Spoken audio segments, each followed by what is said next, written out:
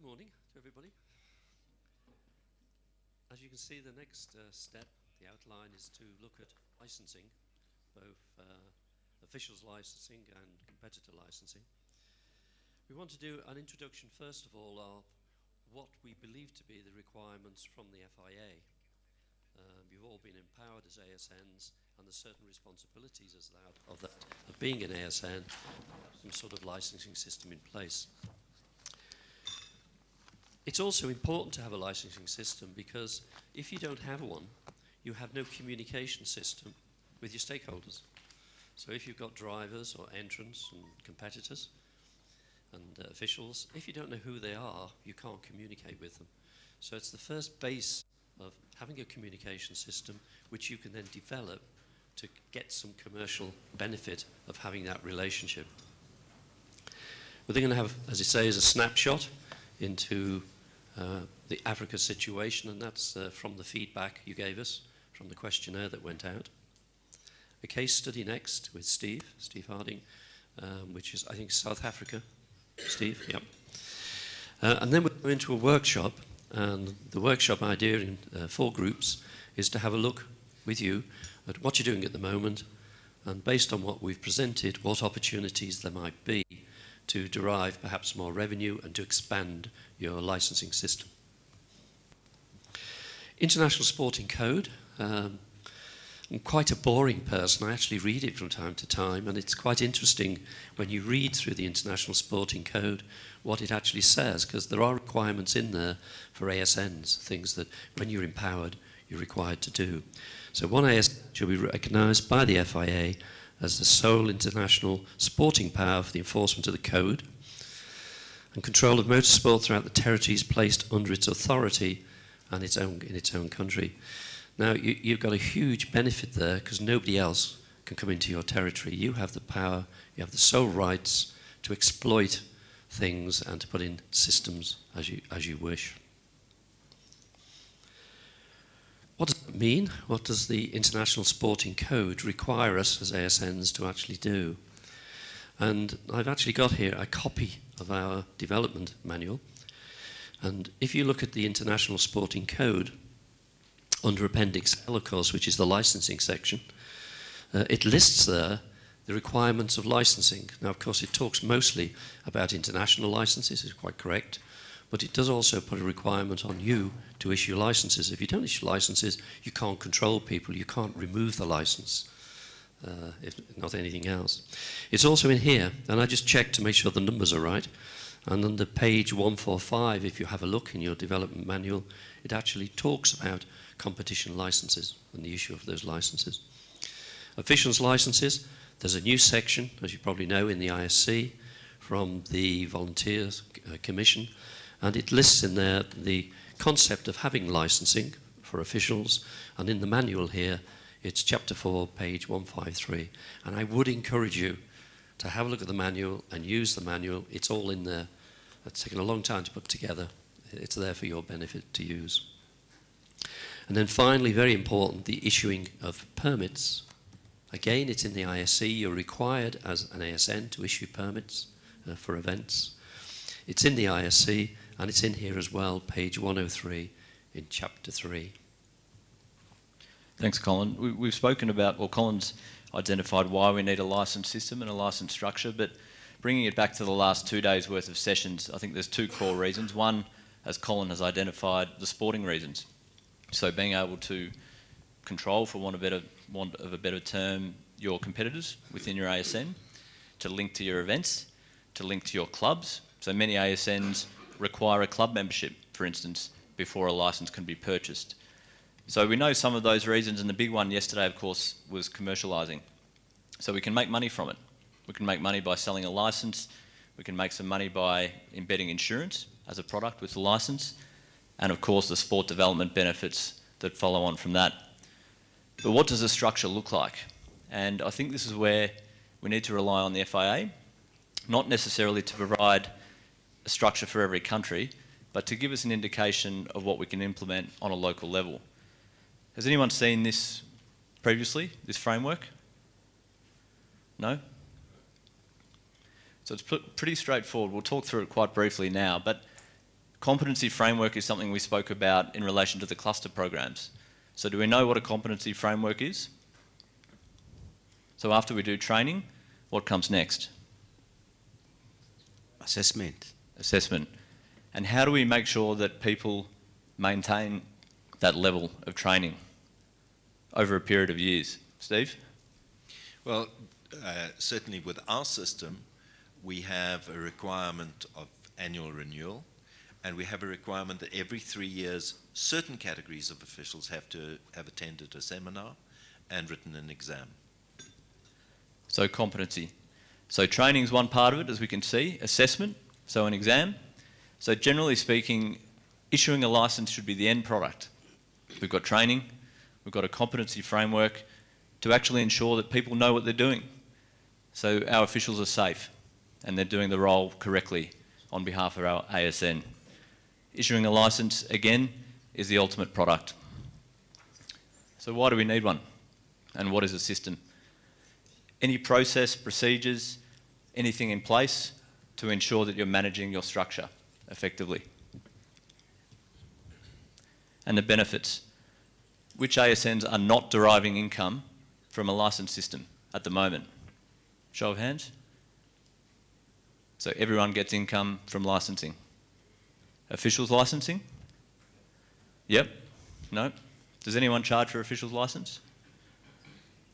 Can we make revenue from officials licenses? Jeff? Yep. How do you do that? In every event that we hold, we actually charge the club that is organizing the officials, we charge them.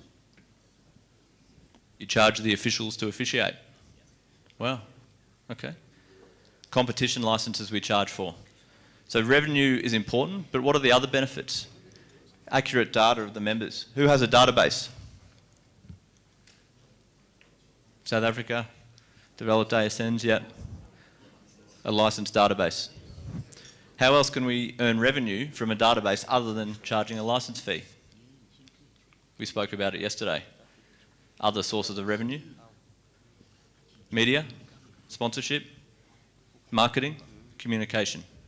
So again, bringing it back to yesterday's session, a license management system is an asset that we can commercialise. So there's some sporting requirements, there's some requirements under the ISC as an ASN, but there's an opportunity. Insurance, sponsorship, additional products, encouraging people to compete. So we'll have a look now briefly at some of the systems that are in place in Africa at the moment, and then we'll hear a little bit more from Steve, I think, after that, about your system.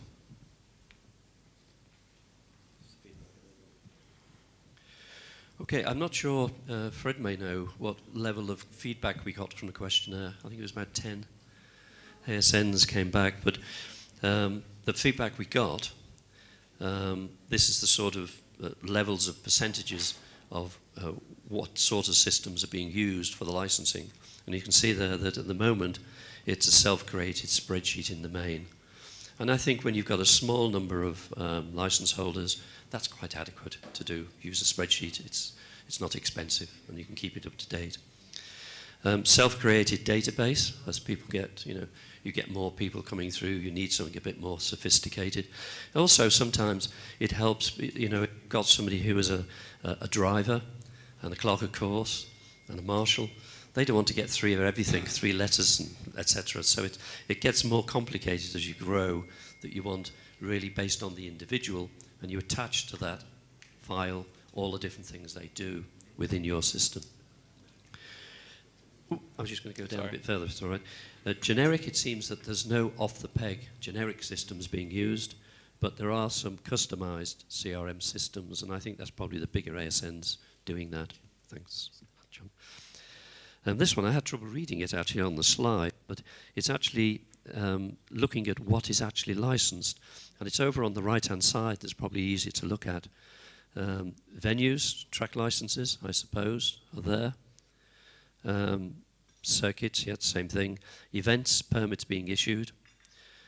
Competitors, obviously, it's a large number.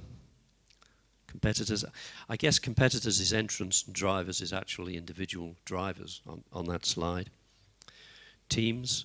Teams is a big opportunity, financial opportunity. I mentioned yesterday that if you've got commercial teams operating, what you could do in your regulations is say that if a team wants to represent its driver in a judicial system, as they often do, they want to come in and talk to the stewards, they've got to have a license. And so you can, and of course you charge a lot more a team, a commercial team, for a license than you do an individual driver. So there are commercial opportunities there in issuing licenses to other people than competitors and officials. Officials we've got there coming down, marshals. Not many, actually, I don't think, not many ASNs do actually issue licenses to marshals, but it's quite important to know who your marshals are and to prove, if you have an incident, that they've been properly trained and licensed. It helps you in a coroner's court, and there's been sadly a fatality, if you can show that people are properly trained, properly licensed, dealing with the situation. It helps in that sort of situation. Medical's an interesting one, actually, because although you can go out and buy in medics, you don't always know how well they're trained. And certainly in the UK, I don't know if it's the same in CAMS, we actually check the accreditation of the medics before we license them.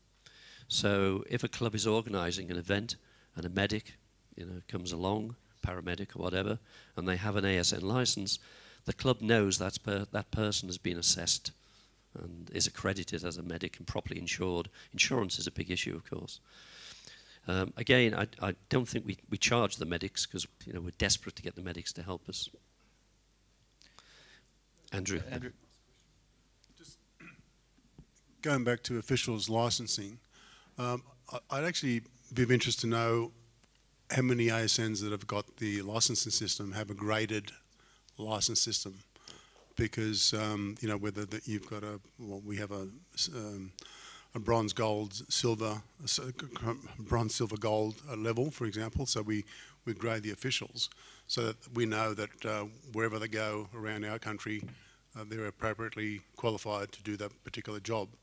And in here, where we have an exchange of officials within countries, I'd like to know if that system is working here. I think that's also important because it gives them somewhere to go, doesn't it? If somebody comes in at club level as an official and they say there's a ladder of progress, there's somewhere for them to go to be inspired to be a senior official, whatever the role is. To just issue a license and then they carry on with that license for the next 10 or 20 years is not very motivational. So it's far better if you have a scheme, a ladder of success that officials can actually use. Thanks, Colin. And to follow on that point, the slide here, what do you use a license system for?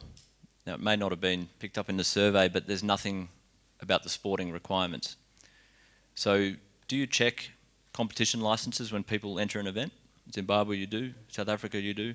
Does anyone not do that at an event? Someone turns up to compete, is their license checked? Yeah. What about officials' licenses? Yep. So again, to Colin's point, there's a legal requirement if something goes wrong, God forbid, but it happens. So we need to know who's doing what. And going back to the competency framework, and to Andrew's point, we need to know that the people in those roles are appropriately trained and they're competent. So we need records. So I found this slide interesting because again, and we've spoken about commercialisation, and generating income is important. Marketing is good. I presume that's direct marketing for sponsorship, yeah, on behalf of partners. And communication. So is that communication about events, rules and regulations, the sport generally, engaging with our members is all good. But a critical part needs to be that control of your sporting environment. How do customers purchase a license? Applying via a printed form, yeah, predominantly. Who has an online system? South Africa, Zimbabwe, we've got a few, yeah. And do you barcode those licenses? How do they check? When they go to an event, is it a manual check-in process? Yes. Manual process. Okay. John, could I just make a comment? Sure. We used to have paper licenses, so the competitors and the drivers had paper licenses with a photograph, etc. And we had a case, and we check everything at entry. Before people come in, they produce their license, they have to sign on to get insurance, etc., etc. We had a situation where the guy had done 3 races and had it signed for upgrading on the back, because there's an upgrading system, and it was a scrutineer's license. And he'd done 3 races, got it signed by the stewards, and it was a scrutineer's license, not a driver's license. So it just shows you have to have a competent system to do these checks. So a competency framework is critical. Again, not just to train the drivers or the officials, but to make sure the appropriate people are in the appropriate roles. So who should check the licence, Colin? An event secretary, probably? Normally in the UK. In the UK to be an event secretary. So some pretty ordinary event secretaries there at those first 3 events. To the point earlier about the systems in place at the moment, I think overwhelmingly, I'm guessing that's probably South Africa are happy with their system. I'm not sure, we'll hear from Steve in a moment. But there's certainly opportunity within the region to adopt a new system. Steve, is that you, the one ASN that's happy with that? I assume that it is, but maybe when you hear from me, there are 1 or 2 little tweaks that we could improve too. Well, let's hear about that. Right. So first of all, I just took out a snapshot of the revenue within the ASN, and you will see that the largest part of the revenue by far of our ASN, just over 50%, is that big blue piece of pie, which is effectively competitors licensing. The next biggest portion of the income is event permits and levies, and that comprises 2 components. The first component is a per event fee, and then there's a per competitor fee as well. So that's how that is calculated. The commercial rights income, I think it's recognized by both the management and the board that ideally that should be a lot bigger. It's not that easy, particularly in the current climate. And then the third largest one is the green portion, which comprises a number of things, but a large portion of it is interest. And the reason why there's substantial interest is because the cash flow of the ASN is not a smooth cash flow. A lot of your income, particularly your licensing income, all comes in towards the beginning of the year. So certainly interest is a component in funding the ASN. Then, just talking about our competitor licensing, we have a variety of categories, so levels, so we go social, club, single event, what we call regional, which is in fact provincial as opposed to the FIA regional, national and international. The figures that I'm going to provide you are 4-wheel and 2-wheel, so just to note that. And they're discipline specific, so you need a license per discipline. So if you're going to compete in karting, for example, you can't use your karting license to go and do a drag event. You need an additional license. And so some of the categories, karting, drags, circuit, rally, cross-country rally, and drivers, co-drivers, and entrance. And the entrance one I think is important because we've seen that many of you from yesterday that we're not using that entrance license. So to use a Kenyan example, you have a team called Cabra Sugar. Right? If they want to have their name in the program, then they must have an entrance license. And that entrance license, you can probably get quite a bit more money from a commercial sponsor than you could from a competitor. Steve, can I just ask a question as well? With each of those discipline-specific licenses,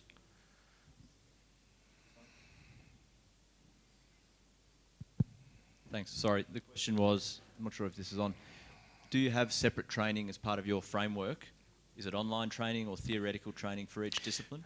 Well, it's fairly limited as far as the discipline. So it will depend on the individual circuit, the individual club, the individual championship involved as to what their criteria are.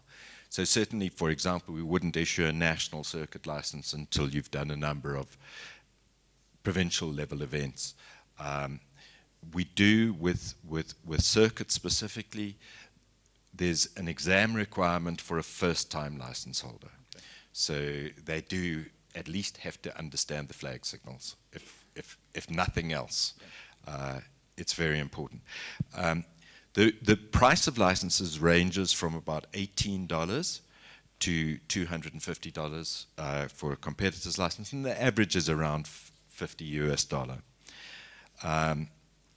We issued, as Adrian told you yesterday, I think he gave you the current stats, but there were over 7,500 licenses issued in 2017, and just over 50% of that was four-wheel competition, so that about 53%.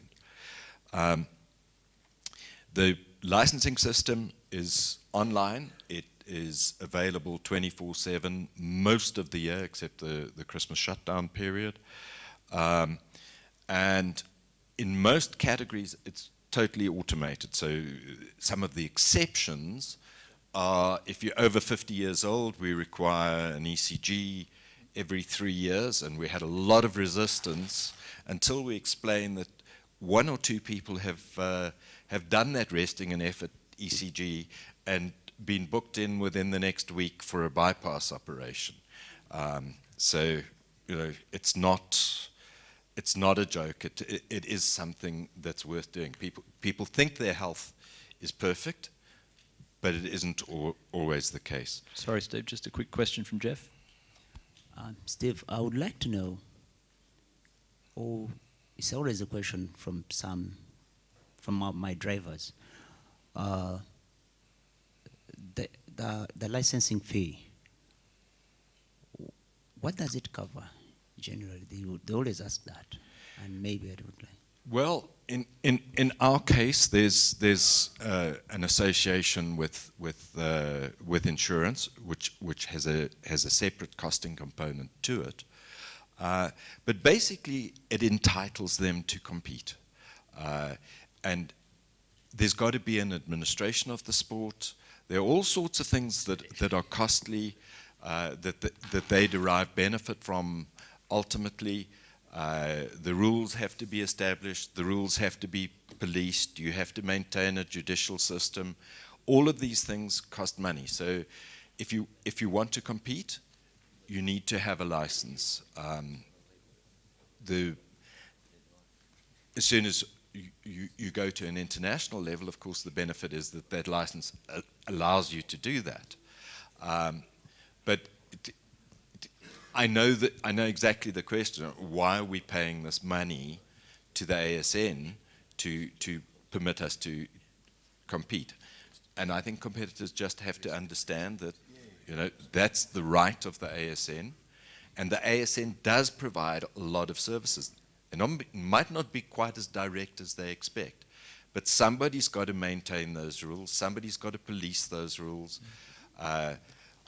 Plus, there are a whole lot of other things that are being put in place. It's also managing their safety. Correct.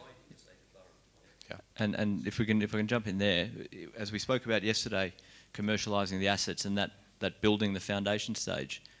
So I presume when you issue an event permit for the drivers to come and compete, you're providing officials. And we said before that there's a cost for officials and training. Mm-hmm. So it's an administration fee for running the sport and providing the structure for the competitors to come and compete in. We just had a request for a comment from Graham regarding insurance, and perhaps just to touch on the advantages and the opportunities around insurance for ASNs and some of the risks potentially if ASNs aren't adequately covered. Yes. When you operate as an ASN, you have a quite remarkable privilege in the sense that you have a monopoly over the sporting power in your territory. So that's very valuable. That said, you also operate in a dangerous world in the sense that you're running a sport which can, of course, give rise to accidents, that can give rise to litigation. I may have mentioned this before, but it's something that always sticks in my mind. In the United Kingdom, we had a governing body called the Board of Control of Boxing. They were required legally to organise, supervise fights, boxing fights in the ring that we're all familiar with. One of those requirements was also to provide medical help. Now, there was a very high-profile boxing match where one boxer had a severe blow to the head. He was knocked out completely. The medical backup was totally inadequate. It never got to him in time. He suffered very serious brain damage, never walked again. And after that, his family, on his behalf, brought a court case claiming damages of millions of pounds. They found the governing body liable. They found the governing body had failed to provide adequate medical facilities. And the governing body then had to pay this bill. The only way they could pay it was to close down and sell their building in order to raise the money. And they stopped functioning. They disappeared from the sport completely. So it's worth remembering that if things do go wrong, they can go so wrong that it can actually attack your operation, your ability to operate. So you've got to take this seriously. Now, the way you obviously deal with this is you go out into the market and you seek insurance cover. And the first thing the insurers will say when they come and talk to you is, well, have you got a system in place where you've got licenses, where you check your officials? We want to know about how you operate, because we will only give you insurance if we think the risk is acceptable, do you see? So the whole thing goes round in a circle. If you have officials, you check them, you make sure that their skills are up to date, you license them with controls, licensing schemes as we're talking about now.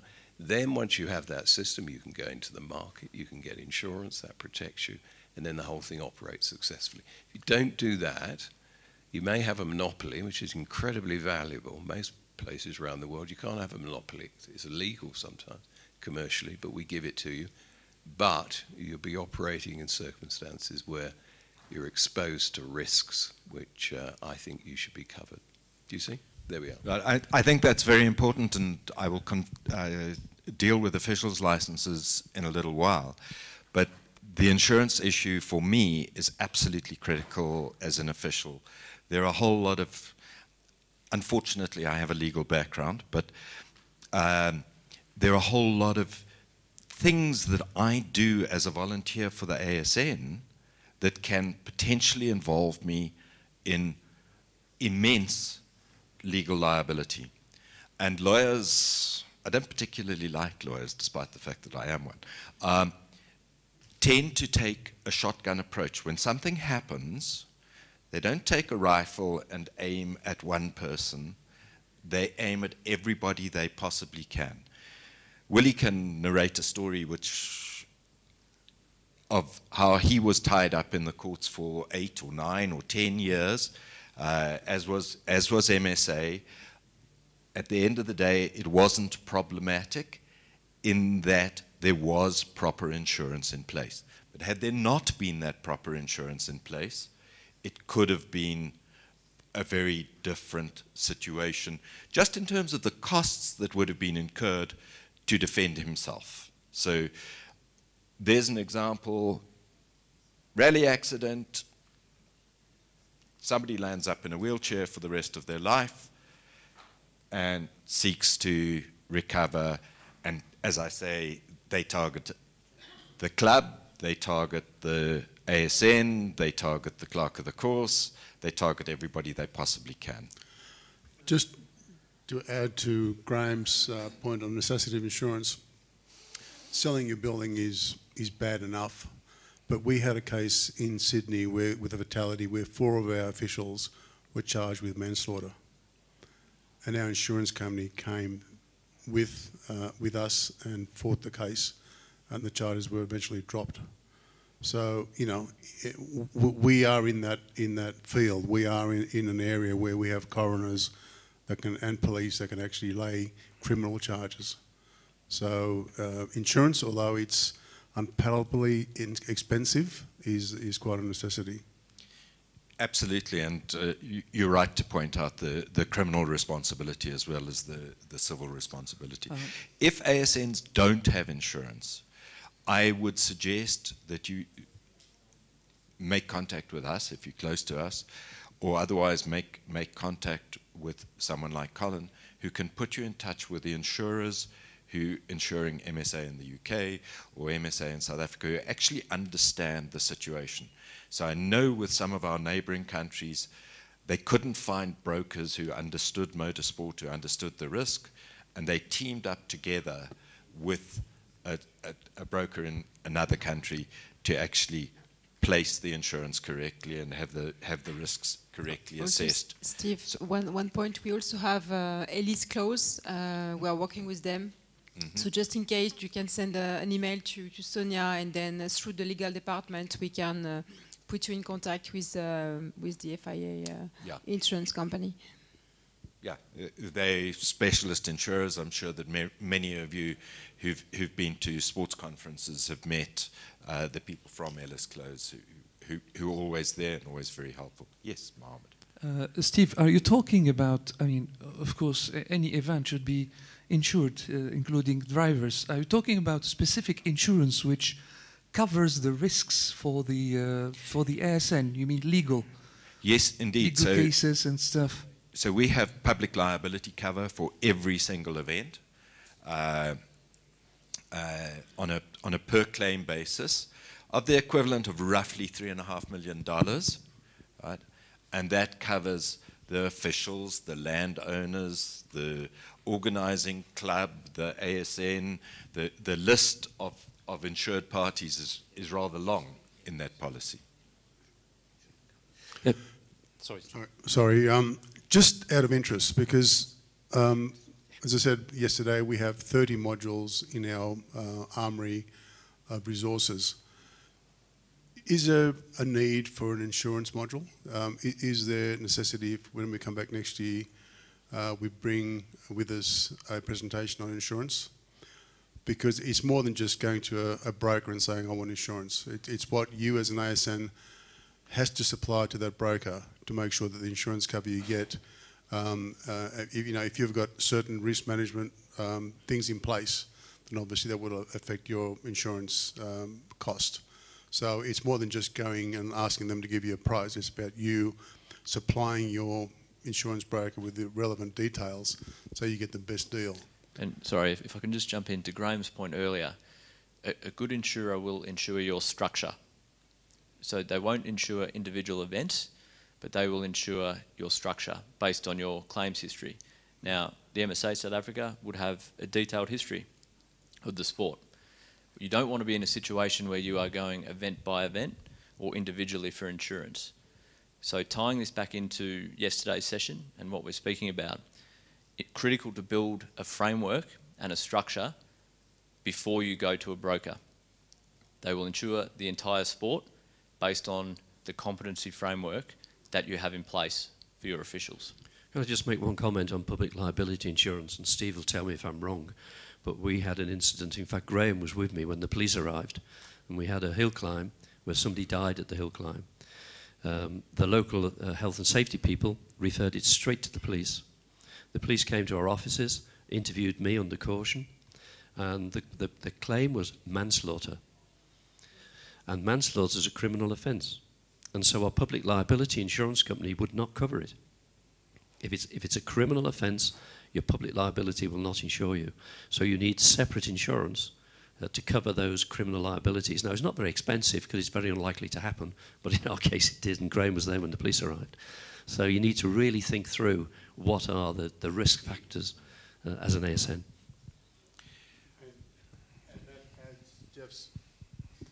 That adds to Jeff's point, is why do we charge a licence fee?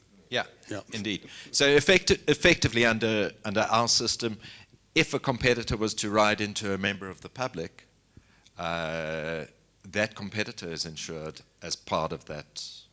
Can I ask a question, Steve, if you don't mind sharing with the audience? Your pie graph before of your revenue, what proportion of that as an expense would be insurance for the MSA? Is it your biggest single expense without giving the numbers away? Pass it to Adrian.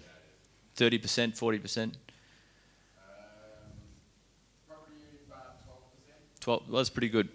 So as much as it's a big expense, it's a necessary expense, as we've spoken about, it's a pretty good margin, because that's the primary tangible benefit in many ways, to answer Jeff's question from before, that you can provide your members, other than access to events.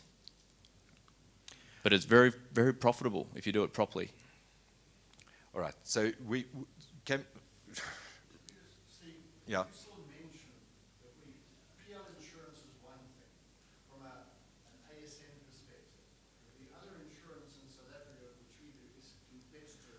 Yeah.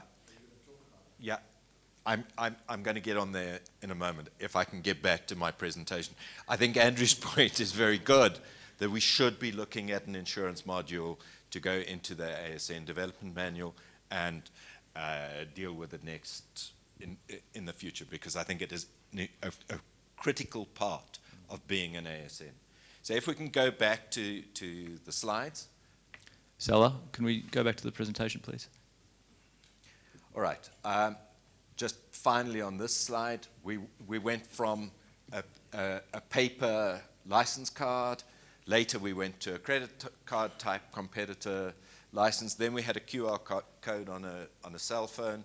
Now we have a digital PDF license. So if you want to print it, you can in fact print it. I'm going to give you an example which comes from somewhere completely different, and this is something from the DMSB, the German ASN, and I've chosen this one for a very specific reason. That is, there's a credit card style license. You'll see I've blanked out the photos and the names on there. So the front just deals with who it is and what they're licensed for. But what is important on the reverse, and it'll be difficult for you to read from there, but it does two things. It confirms that the driver is insured. So I run a World Championship event.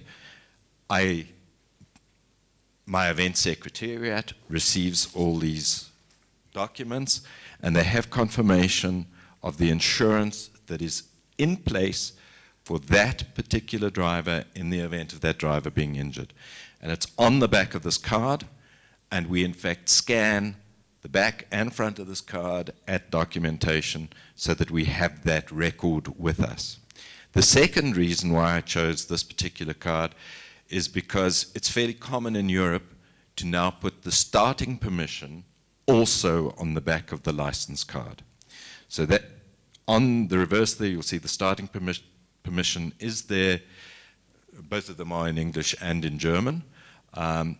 We don't do that, and I think with good reason, because we feel as an ASN that we have a great deal more control over starting permissions if people have to come to us and say, may we have a visa or a starting permission letter. So we don't do that, but it is very, very common, particularly amongst the European licenses, to have the start position on the back of the card. Steve, can I just also mention to be very cautious when a driver goes to another country to compete, because your insurance that is taken out from your ASN in your country may not be applicable to the other country. I speak from experience when Supercars, our main touring car, went to New Zealand initially a few years back. We had to do a lot of quick crisis management, because those drivers were not insured outside of Australia. So just make sure that that's taken care of. Another very good point for that insurance module. Yeah, we're talking about. So, okay, so that's the competitor's license. I want to move on to officials licensing. We treat it completely as a non-revenue item. So it's issued for free. It includes a very basic level of personal accident insurance, around about $40,000 US, which in a private hospital in South Africa might probably get you through the first day and a half if you were really seriously injured. But it also includes helicopter transfers if we need to from an event, and that form of cover. There's a very limited disability and death cover included. It costs the ASN roughly $7 US per person, and that cost is borne entirely by the ASN. There are obviously different capacities, so we license people as clerks, as stewards, as scrutineers, technical consultants, marshals, race secretaries, medical personnel.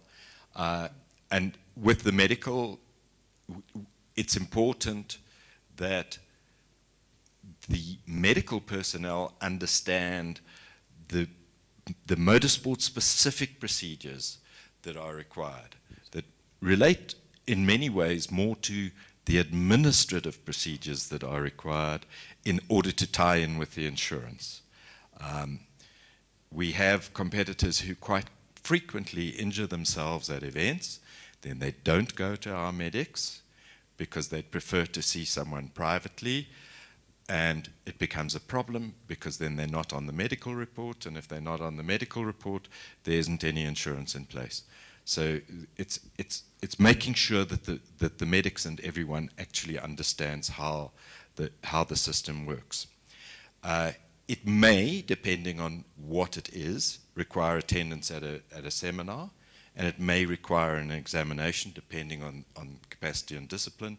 And for the majority of our license holders, that is repeated every 3 years. So although the license has to be renewed annually, there's a requirement that every 3rd year that you've done, not only attended the seminar, but you've done an examination. And we have 2 different examination components. One, general, dealing with our general competition regulations, and the other, category specific. So you have to be licensed for the category in which you're going to officiate, as well as being generally licensed. So discipline specific, we've dealt with the validity. At the moment we have a paper-based application and admin system. We have roughly 2,400 licensed officials currently, as at a week or 2 ago when I compiled this slide.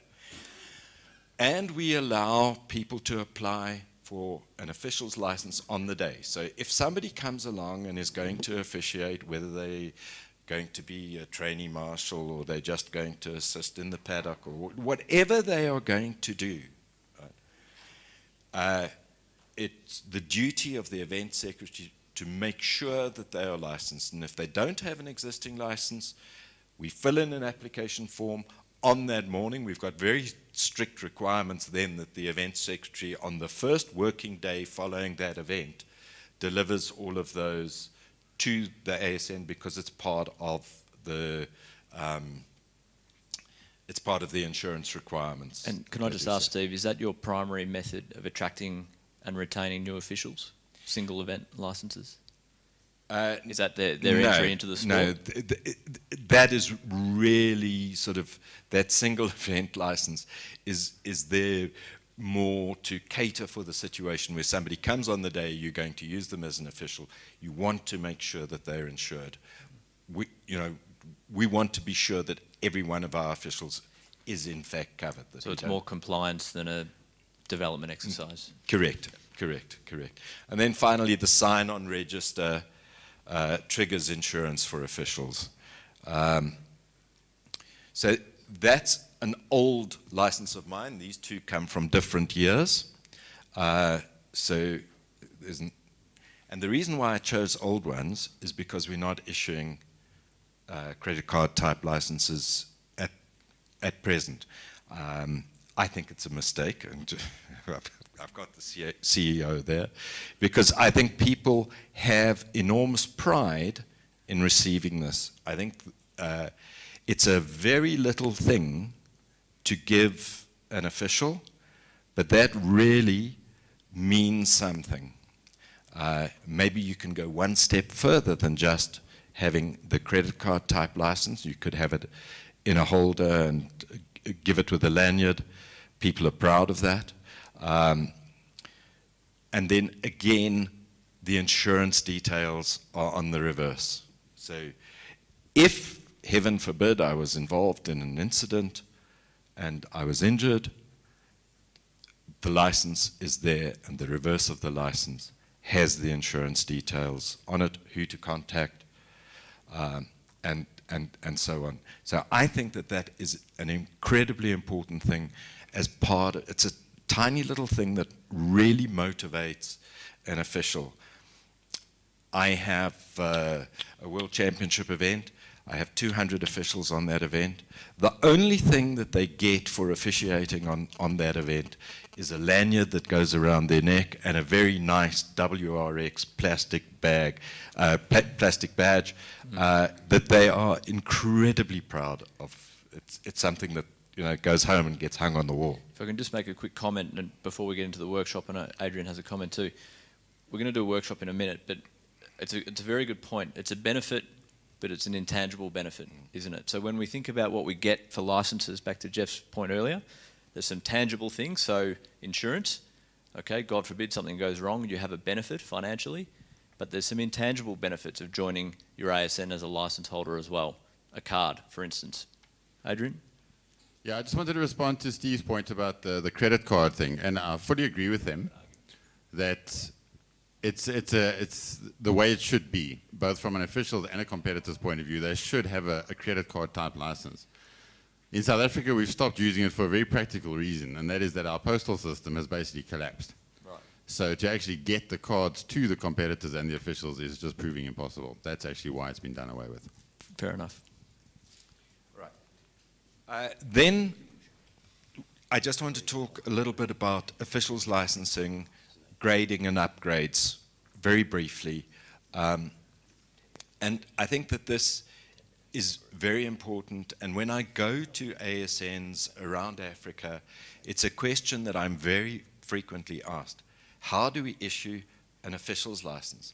How do we create the system? Well, the first answer is you have an ASN development manual, and it actually tells you what to do. But I think that very often the problem is that when we've never had a system, we go, how do we start a system? And you can't just start a system and take away everybody's rights to officiate, because we then won't have a sport anymore. So what we have to do is what we call grandfather licenses or whatever. So we license the people who are existing, are doing the job at present, and then we put the systems in place that may apply from a renewal point of view.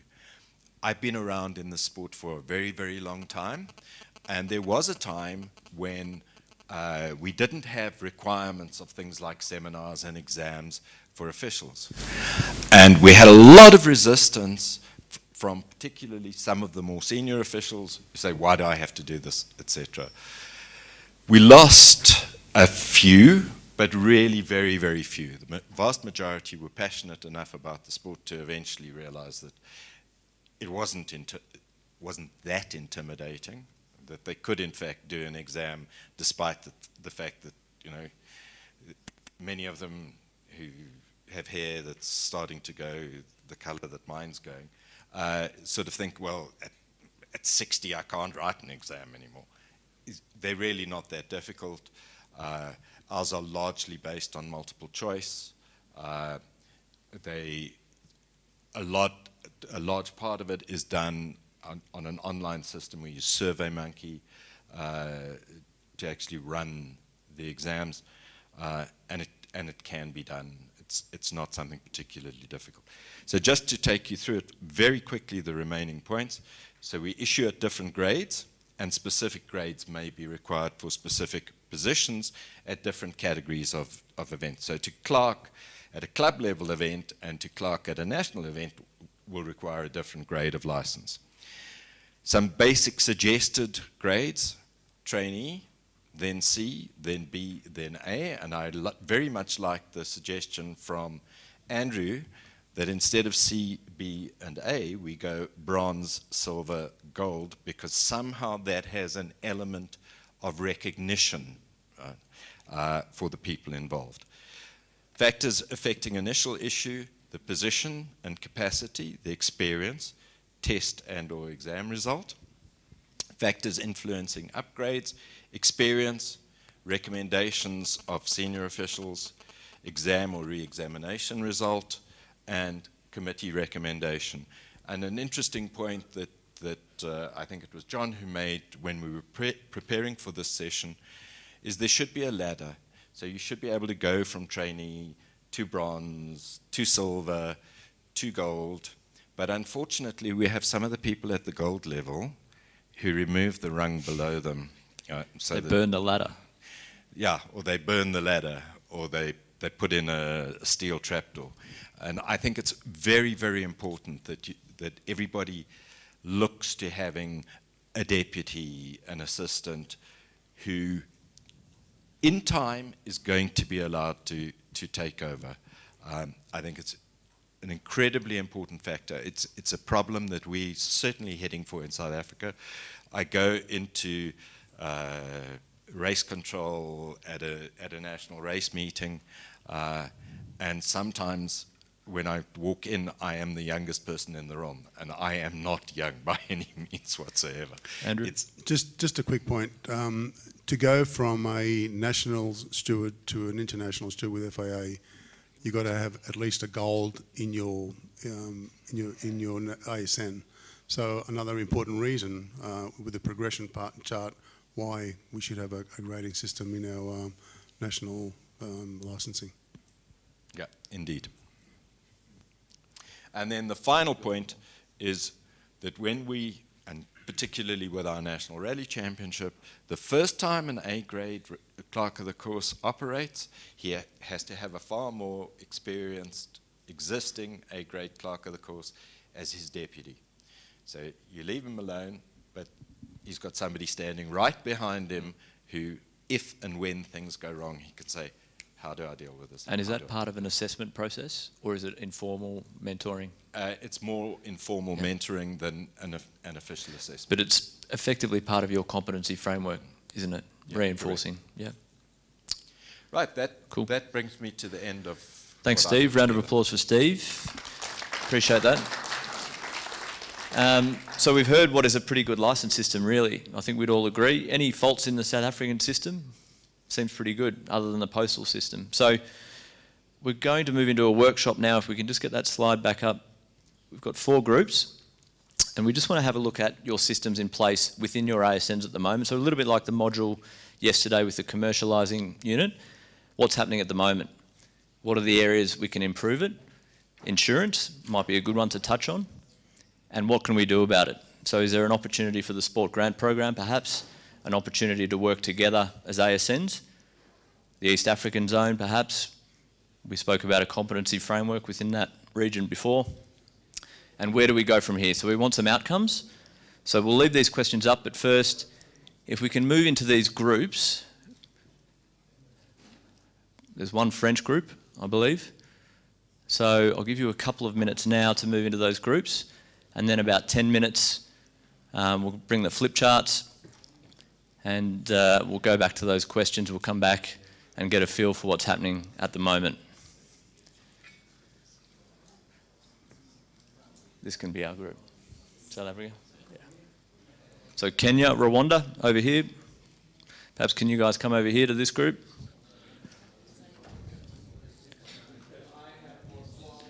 Tanzania, Uganda, over here. Steve, Botswana, Eritrea, Ethiopia and Nigeria. Namibia. Have we lost Namibia? No, here we are. Mozambique, Zambia, Zimbabwe, Namibia, yeah? No, Uganda I think is here. Yeah, I made you move, huh? Yeah. That's your group there. And we should have one at your tent. Tunisia. Tunisia. It's not mentioned. Oh, they didn't mention it. Well, let's check with Steve because he did the groups. Yeah. Steve, Tunisia not mentioned. Where would you prefer? Flip charts. Yeah. Tunisia. I'm not sure because I've never really worked with you. Well, Mark, do you want to start? I'm very happy to have it. Great.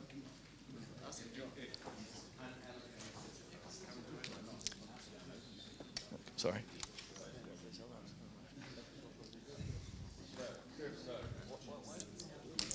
Okay, so we're in our groups. Yeah. One more group. There should be one more group. with Frederic. Yeah, maybe if we set up here. Is that okay? It's okay. We can. Andrew can do maybe. Can you? You might need one of you guys to moderate a group. Is that, oh, you're busy. Are you able to do it? French, isn't it? French, yeah. So Burundi, Cote d'Ivoire, Congo, Mauritius, Madagascar. Yeah. Okay, and Fred will help because she can speak French and I can't. And then I'll put the questions back up. Is this our whole group? Whole group? Yeah. Okay.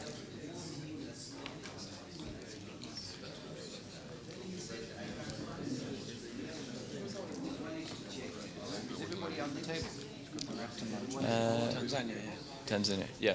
Yeah, I think you're here. It's okay. I think he's bringing the check. Oh, great. Okay.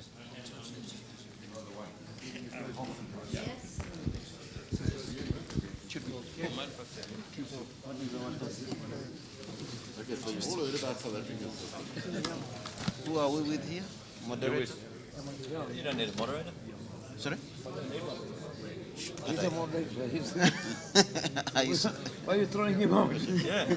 No, I didn't. You don't need. Easy. You speak so well about Christmas trees, can't you be the moderator? Yeah. No. Okay, so you've all heard about South Africa's system. So what if, let's start with you. What have you guys got in Uganda? We'll bring the chart.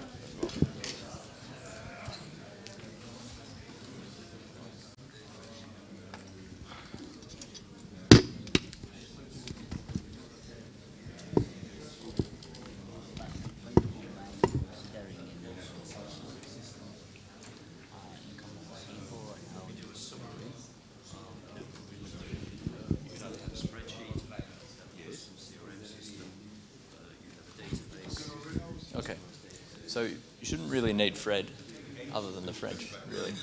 Should help. Fred can help. Okay, so we know what's happening in South Africa. We know what the structure should look like. So really, what's happening in your ASN at the moment, and then what would you like to do? Where are the areas for improvement? Yeah. Okay. So which It's more or less a question that was asked to the survey as well. Exactly. Yeah. So what's happening now, quickly, but then what can we do within this small zone, this region? What's the next steps to develop a system? Yeah. Maybe sport grant program, maybe training across the area, maybe developing competency framework. Yeah. Okay. So maybe if we start with what's in place at the moment. Yeah. Ok, so dans chacun de vos pays, donc là,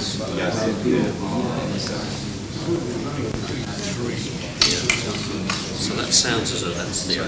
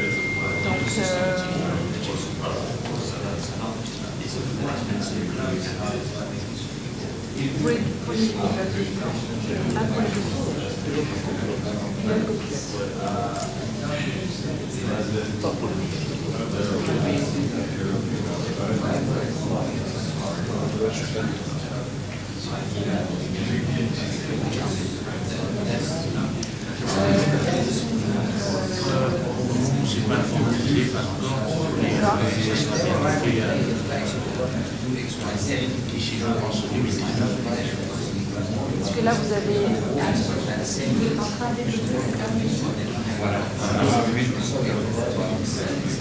Pour l'instant, c'est juste... Voilà. Dans notre database, on voit à chaque club, nous avons la fédération. On voit chaque club la fiche de licence. Et puis après, chaque niveau va à la visite médicale chez le médecin fédéral pour faire un site. Et puis après, on va mettre le papier à la fédération pour qu'on puisse faire délivrer la licence.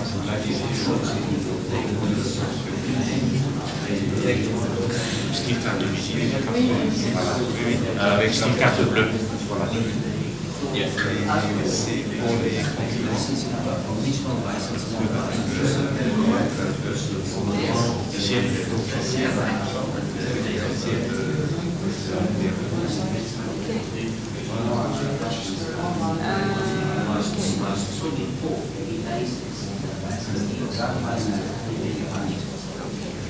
Fine.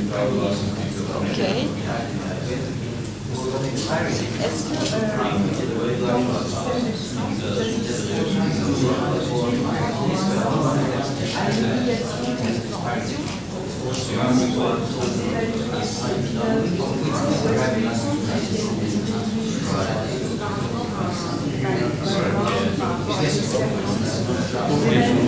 les officiels, on a des examens. Donc chaque type d'officiel par rapport à leur niveau, parce qu'il y a des officiels maintenant, des directeurs de course, des officiels sportifs.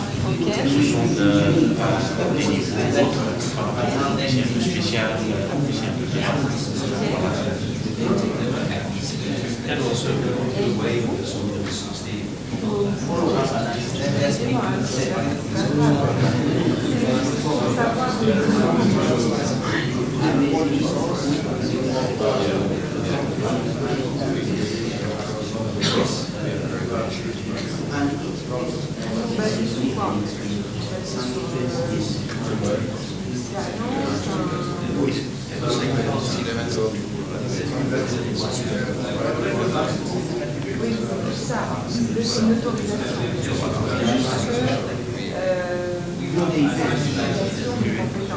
Ça, d'accord. Oui. Si on n'a pas d'association, on va participer. Tout à fait. Voilà. Pour les officiels uniquement, mais pour les pilotes copilotes et pour les compétiteurs, c'est juste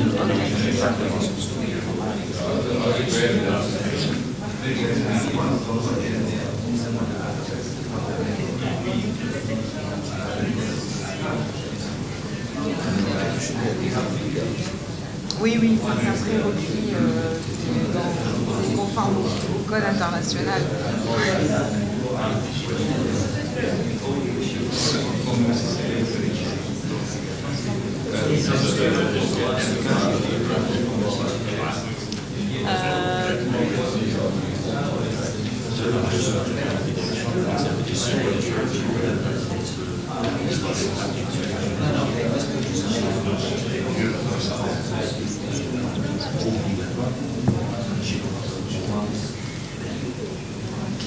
Alors,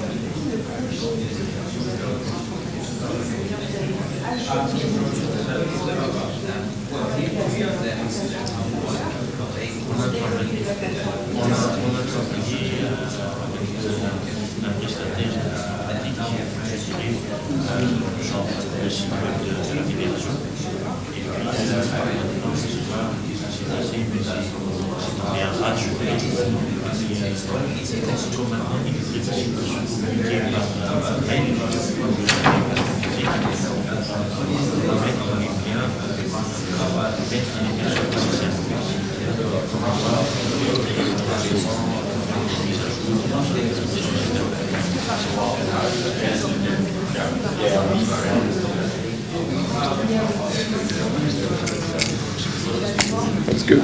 Yeah, the insurance one's it's a whole beast.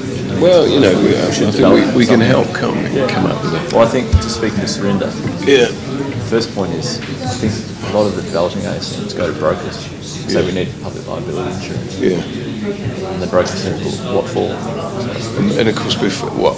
Motorsport, and they say, and the broker would be rubbing yeah, their hands exactly. up. The what for point. I mean, what we need is a little list of what you tell them, including, you know. And it needs to be limited.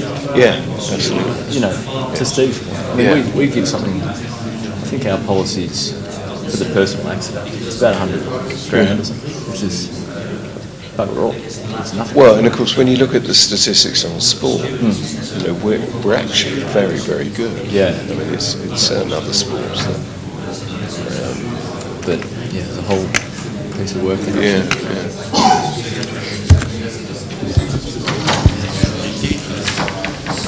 Well, who's supposed to have been the main group? Me, but Adrian sort of doing it. On est sur une table française.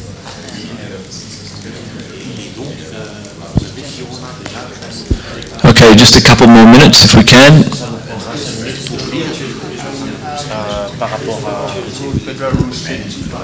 Is an opportunity for your system to be used if something goes wrong?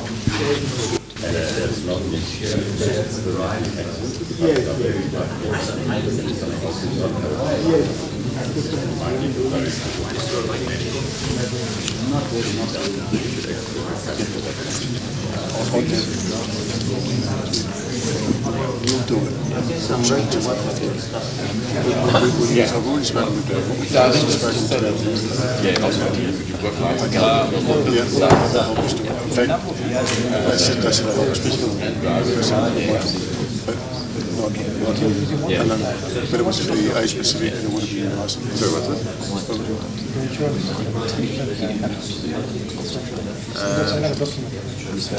We can bang off the show. So that's the kind of things that we've got in place. We have competitive licenses. We don't have to be so. We're talking about the insurance on the license.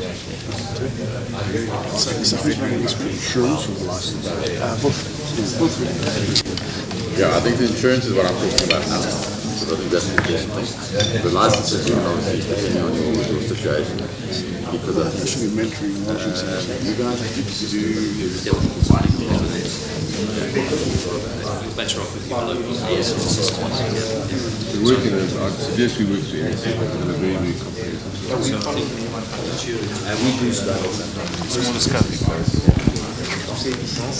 Okay, 2 more minutes and then we'll go around the room. Good?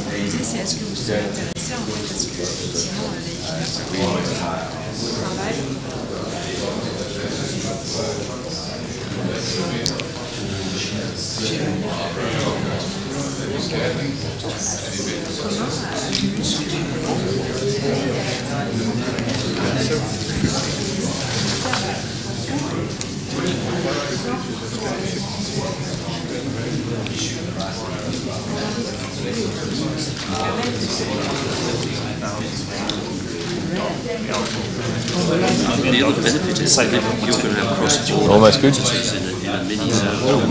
You need to be able to Not yet. 1 minute.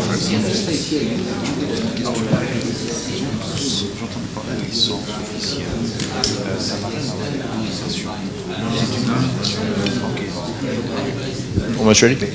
Yeah. Mais la licence, c'est pour Okay, who's être speaking? sur les épreuves. Do you want to speak? Maintenant, la cotisation, parce que bon, c'est parce que non,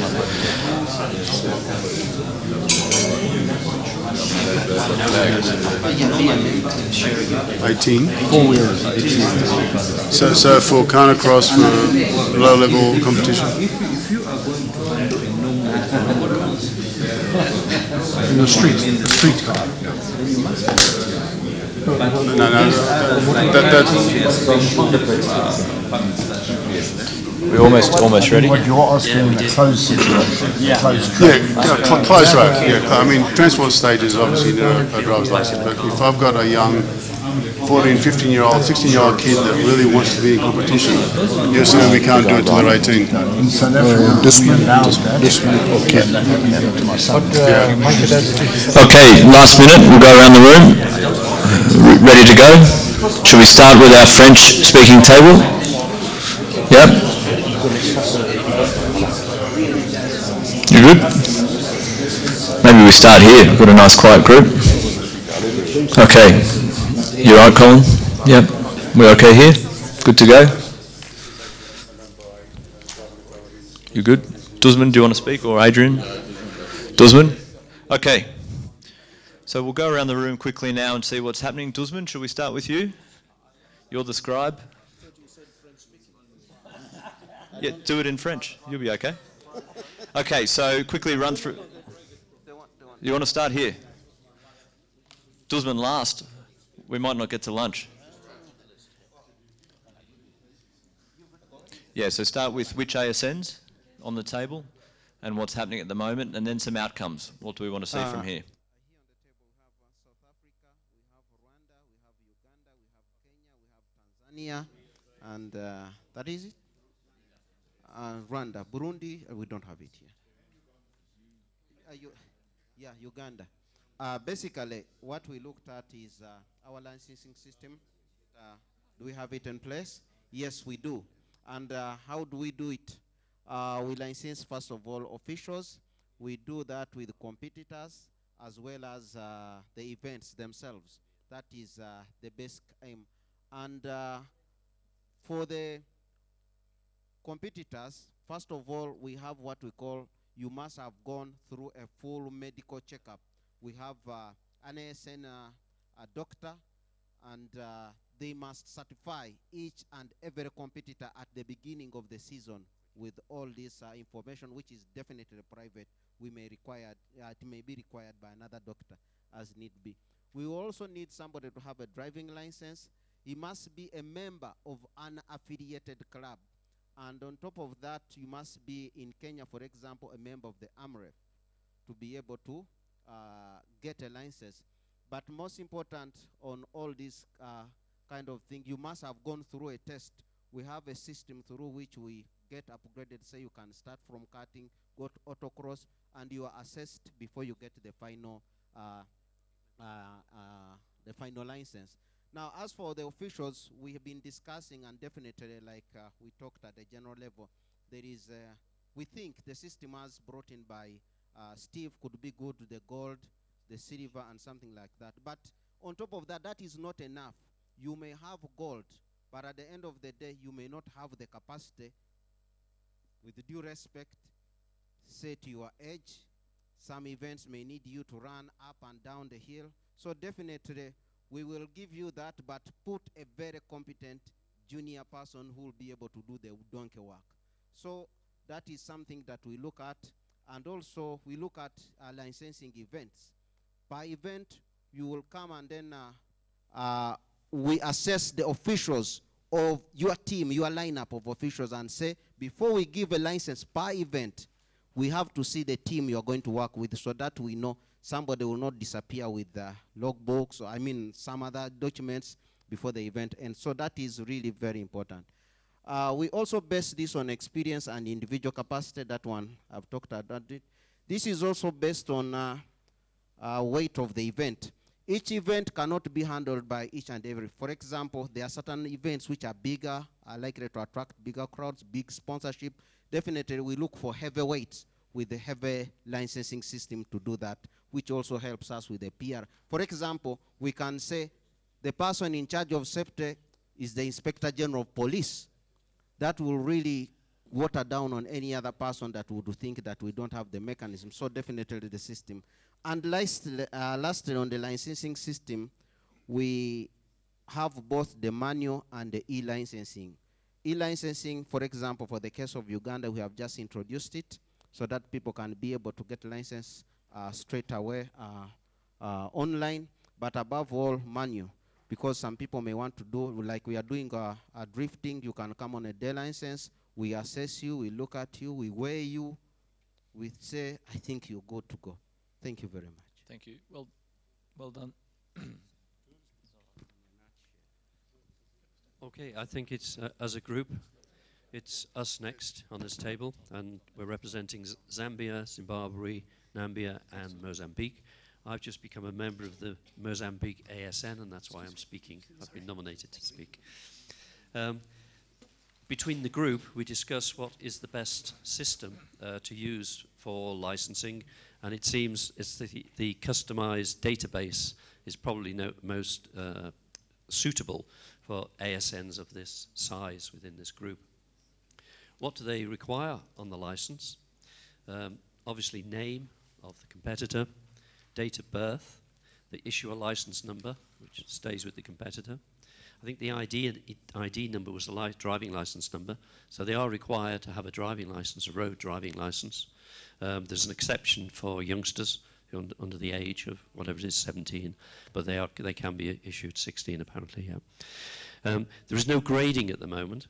But of course, if there was a grading system, there'd have to be a signature system for signing at various races to get competence signatures to upgrade. On the competence side, the requirement to be able to issue a license based on that information is that they must have a medical certificate. Actually, in the UK, probably 15 years ago, we spoke to the doctors and said, is it really necessary to have a medical every year? And the doctors, to my surprise, said, well, no, nothing much happens until you're 40 years old. And so we said, a medical when you come into the sport, then you don't need a medical till you're 40, because at the age of 40 you start falling apart physically. So after 40, 45, you need a medical every year. So there is an opportunity to save your competitors a lot of money, actually, each year, if at a younger age, if you don't require the medical every year. Sorry, can we just put these microphones on? If we can just leave on.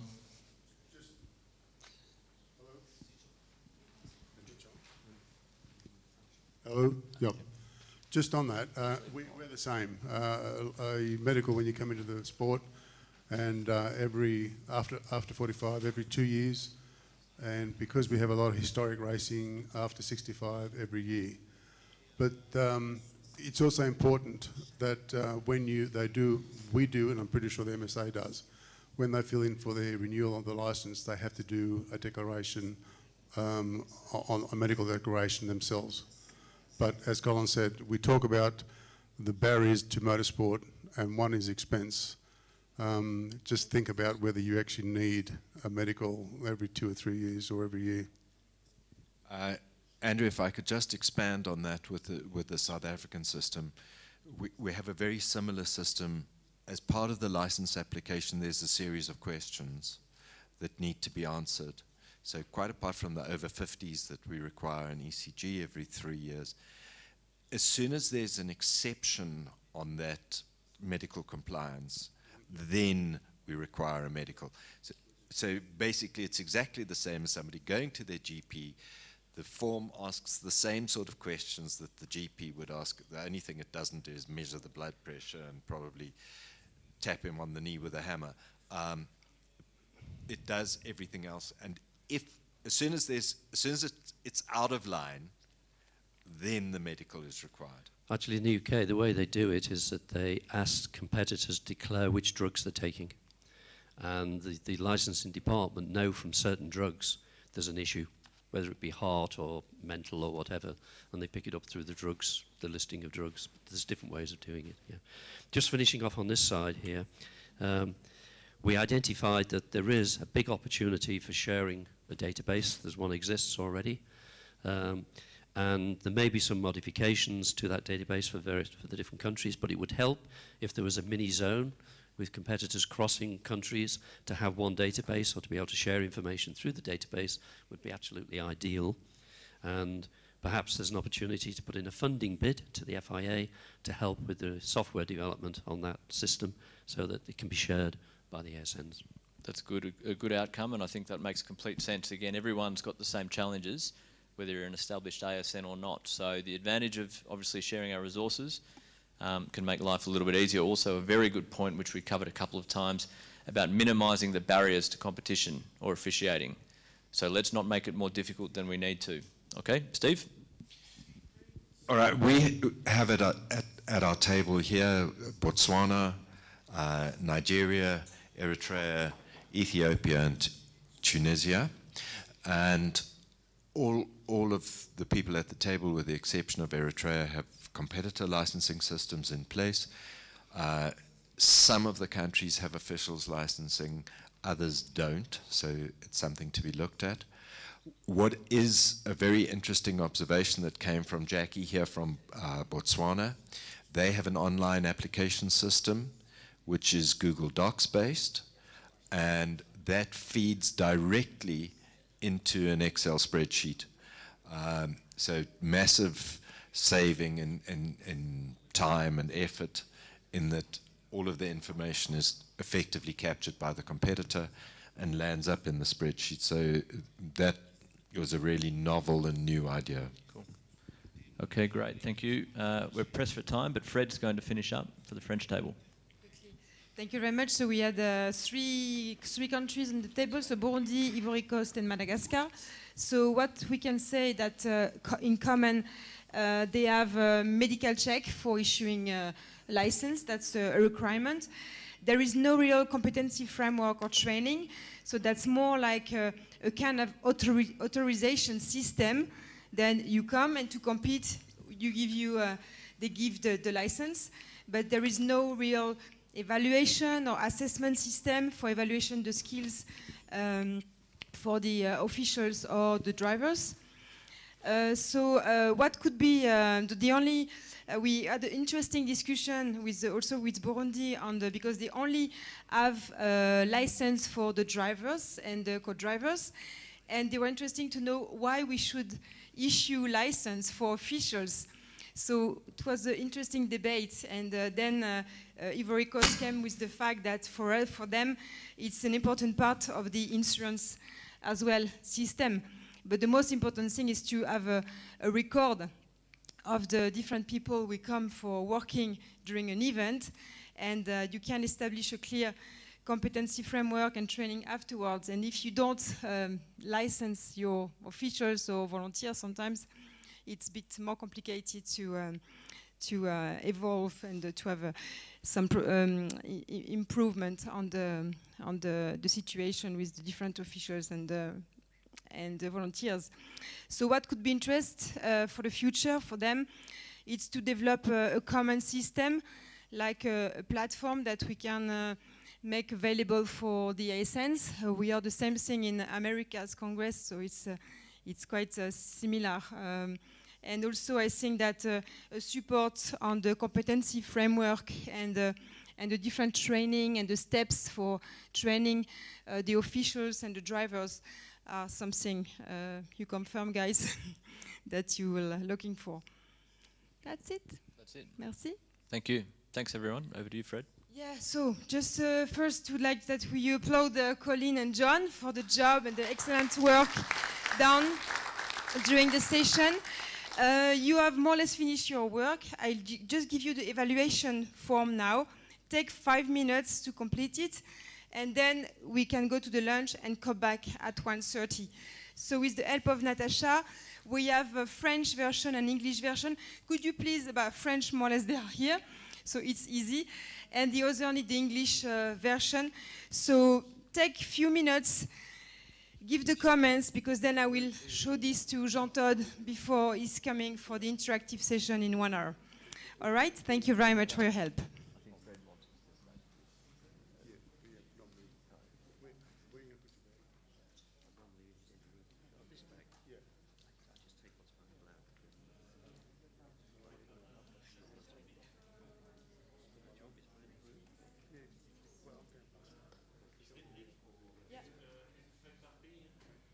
Non, par personne, ouais, ouais.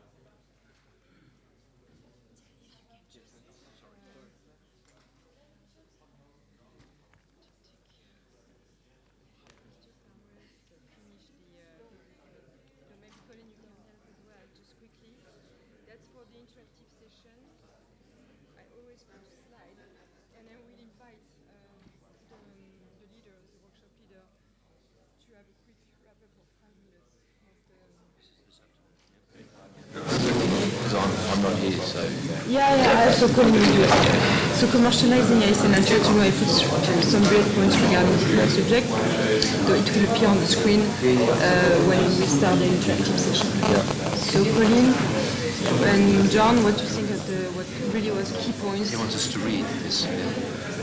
No, you can present it like explaining what are the outcomes, maybe the... What did we do? Just in the interactive session, are we going to go around as we used to and ask each of them what they picked up? We will. But this is before. At the start, yes. Okay. So you want to present this and somebody to present it for? Yeah, it's a workshop leader who come. Right. Okay. And I will do it for the FI relationship in the FI family. Yep. Just would like to have 2 points. Now I understand. 2 bullet points. Okay. Because Jean will be there. Yeah. So like commercializing ASN assets.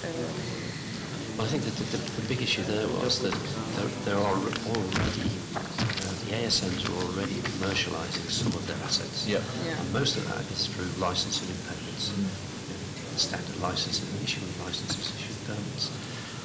But there's other opportunities, which is like insurance commissions, licensing homologation of vehicles, expansion of track licensing. So there's lots of opportunities they need to move on to. So I think, yeah, that's right. A new opportunity was So, yeah, there's lots of licensing, but opportunity to expand. There's huge opportunities to increase the income. Yeah, So there's new opportunities beyond, say, new opportunities beyond licensing and permits. Including sponsorship, advertising, management fees. management fees, Sanction fees, championship fees. Championship fees, yeah, and title rights. Yeah, Those would be one. Championship title rights.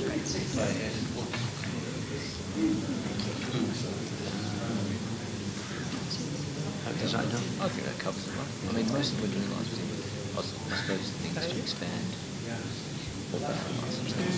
So, for instance, licensing individuals, like track. Yeah, it could all be so. Can be expanded into track assessment fees, equipment obligations, for example.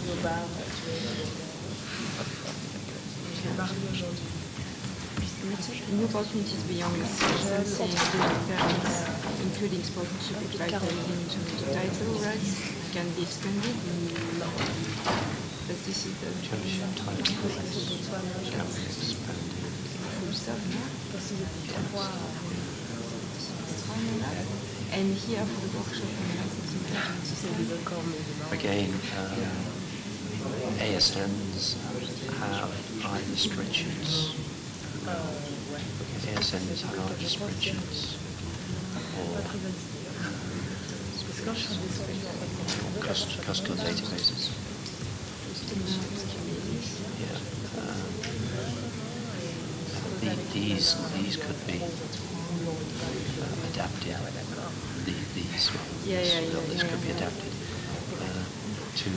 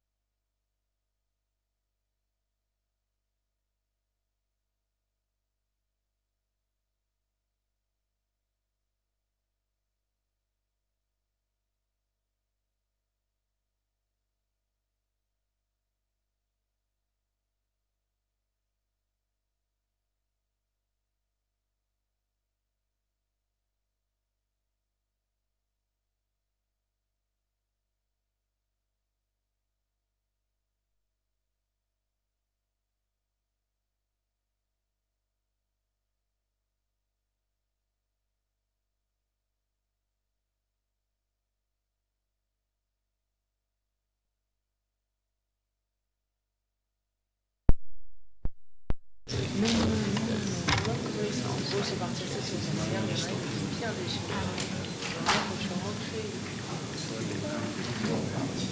se passe à l'intérieur.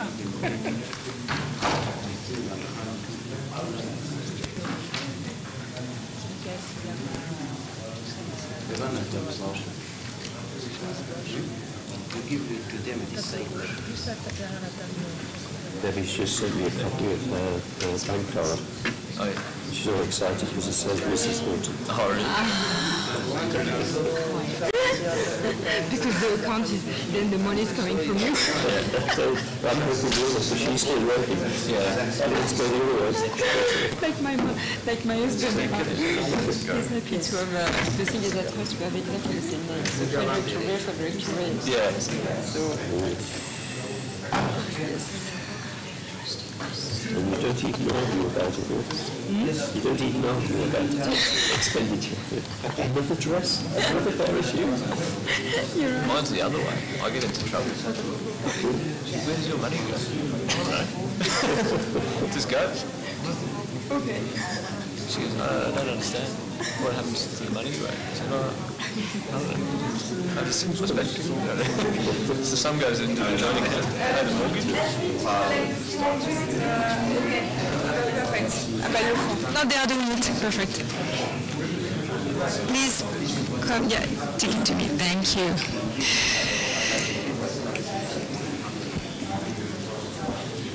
Thanks, Steve. Good. Done? Ouais, super. So you finished with the survey, the paper, merci. You have a habit of saying everything I just wanted to say. Oh, sorry. No, I mean, when you're presenting. You should say it. Yeah, sorry to do this, but I think that's good to get the discussion going. I'm interrupting you. That's fine. We recognise a very dead. That's right. So you're invited to go to the lunch and please come back at 1:30. So it gives you 45 minutes. It's a buffet, so I hope it will be fine. Then you will enjoy the rest of the day. Thanks for your efforts. Sela, I just sent you the slides for this afternoon. Yeah, well, let's have lunch and then I'll go back to my room for my key cards. Throw it all together. Quickly throw some jeans and a t-shirt on and You know, I just travel as I am. yeah. Mind you, I'm not much far. I might. I've only got 18 hours as well. Far enough. It is. I've got fun.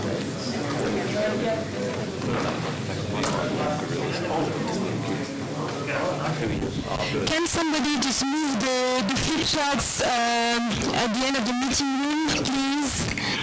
If you could help with that, thank you very much.